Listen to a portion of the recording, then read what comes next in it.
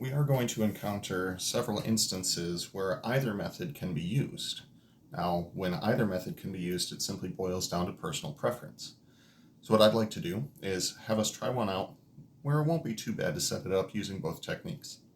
I'd like to rotate the region bounded by y equals the square root of x equals 9, and the x-axis about the line x equals -2. As we've done frequently with our examples, first thing I'd like to do is actually sketch the region in question. Here we have y equals the square root of x equals 9 will simply be a vertical line, and the region in question will be bounded by the x-axis as well. Now the axis of rotation is going to be over here at x equals -2, and we'll be rotating about this line. Now in its current form, we have y as a function of x. Let's say, for the sake of argument, that we want to stick with y as a function of x. If we do stick with y as a function of x, our sample rectangle will look like this, and we will be sweeping out a cylindrical shell. So using y as a function of x, this will be a cylindrical shell. And we'll be doing the definite integral from a to b of the circumference times the height times the thickness. Now, before we call upon Chet, we must call upon Thor. T is referring to the thickness of the cylindrical shell. Thickness is going to be the horizontal distance defined by the width of the rectangle, which is just a little tiny change in x. As such, we're going to be setting this up with y as a function of x. The height is simply going to be the vertical distance associated with this sample rectangle, which is our y variable. Our y variable, however, is equal to the square root of x, which we have to do since we're trying to set this up with respect to x. The radius is going to be the distance from the axis of rotation out to where the sample rectangle is. Now, as we saw on the previous video, what I'd like to do is break this down into two pieces. The piece from the axis out to where the sample rectangle is, which would be a horizontal distance that we would simply know as x, since it is going to change based on where we put the sample rectangle. To the left of the x-axis, however, is a distance that will not change. That will simply be 2. Adding these two together will give us our radius for this cylindrical shell. That'll be x plus 2. On the other hand, if you wanted to go right minus left for this radius, right would be x, and left would be -2. X minus -2 will give you the same result as right here. The bounds, in case you didn't see them already, are going to be x equals 0 to x equals 9 for the region in question. So 0 to 9. Circumference is 2 times pi times the radius. Radius we said was equal to x plus 2, times the height, which will be the square root of x, times the thickness. I said thickness, I was about to put a t, but t is actually dx, so there you go. Overall, I don't think that that's too complicated a method to work up here. However, it wouldn't be too much work to change this so that instead of y as a function of x, we had x as a function of y.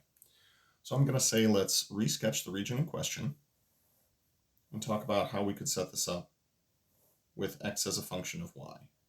Still have the same region in question. It's going to be like so. Still have the same axis of rotation down here.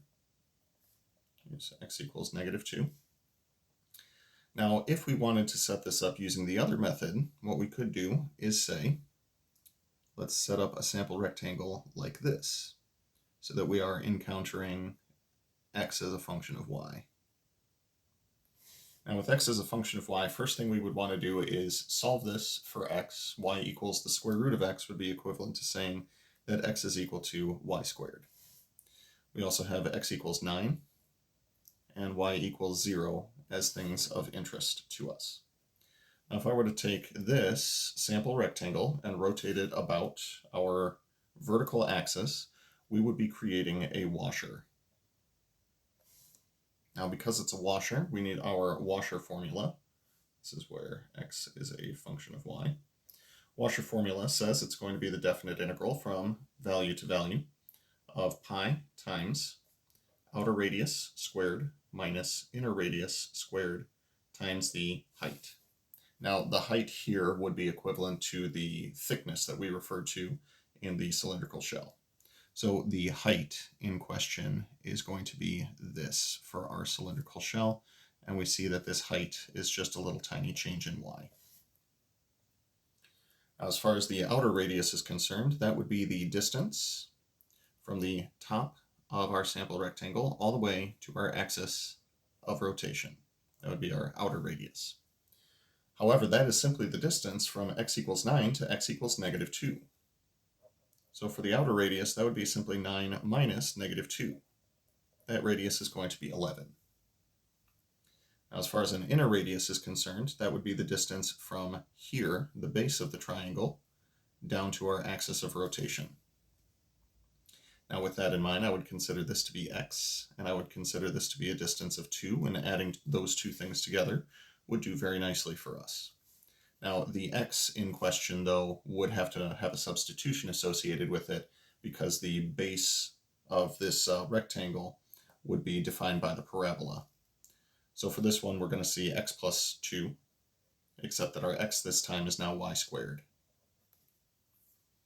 So with those things in mind, to set up our integral, first we need limits of integration. I see it starts at y equals 0. We went out to where x is equal to 9. If we plug in x equals 9 here and take just the positive value associated with that, we would have bounds going from 0 to 3.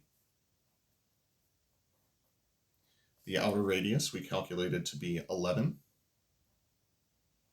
And the inner radius we calculated to be y squared plus 2.